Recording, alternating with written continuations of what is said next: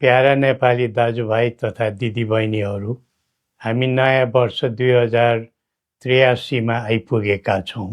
नव वर्ष आरम्भको यो परिवर्तनको पुनित अवसरमा देशभित्र र संसारका विभिन्न भूभागमा रहे बसेका सबै नेपालीहरूलाई सुख र शान्तिको मङ्गलमय शुभकामना।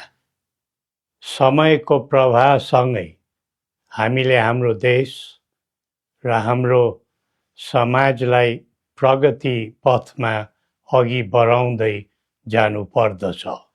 विगतका कमी कमजोरी र त्रुटिलाई सच्याउँदै र बाधा व्यवधानलाई पन्छाउँदै हामी हाम्रो उच्चतम गन्तव्यतर्फ लम्किनु पर्दछ।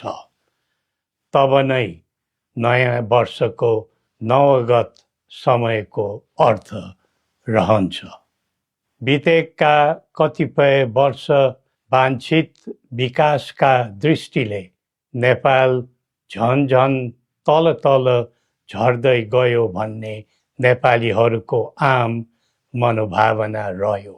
राजनीति, राज्य पद्धति र शासन प्रशासनको प्रणालीमा त हामीले निकै हेरफेर हेर्यौं, तर त्यो कोरा परिवर्तन मात्र भयो।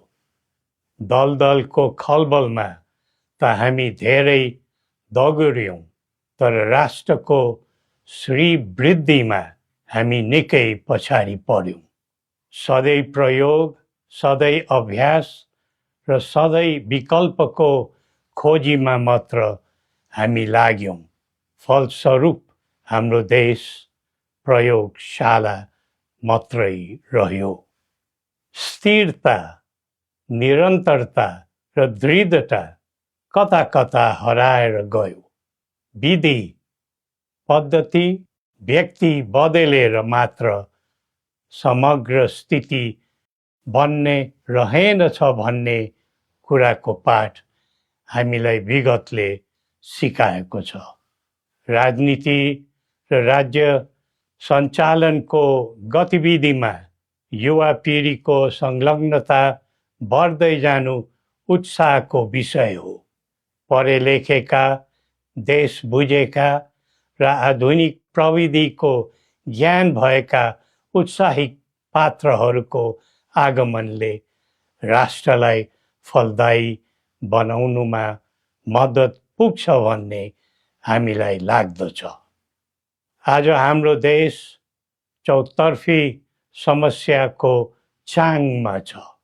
यो बेला नेपाली जनताको आशा अभिलाषा पनि उत्तिकै छन्। यो स्थितिमा हाम्रो आर्थिक अवस्थालाई कसरी उकास्ने, छिमेकीहरू र बाह्य मित्र शक्तिहरूको सहयोग सद्भाव कसरी बढाउँदै जाने भन्नेमा हाम्रो ध्यान केन्द्रित हुनुपर्ने देखिन्छ। आन्तरिक सुरक्षा प्रणालीको दृष्टिले मुलुक अत्यन्तै नाजुक अवस्थामा परेको छ। नयाँ वर्षमा जीवधनको सुरक्षा, अत्यावश्यक वस्तु र स्रोत साधनको संरक्षण एवं जीवन जिउने मानवीय सुरक्षाको हक अधिकारको प्रत्याभूति दिनु सुरक्षाका अङ्ग।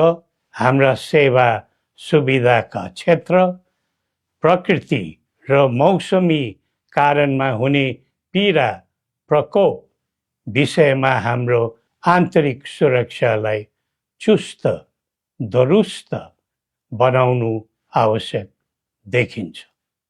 आजको विषम र अशान्त विश्वमा हामीले हामीलाई जोगाउने, हाम्रो उत्पादित आयातित वस्तुको जोगाड गर्ने र कुनै प्रकारको व्यवधान पर्न नदिने तर्फ राज्यको गहिरो ध्यान पुग्नुपर्ने देखिन्छ।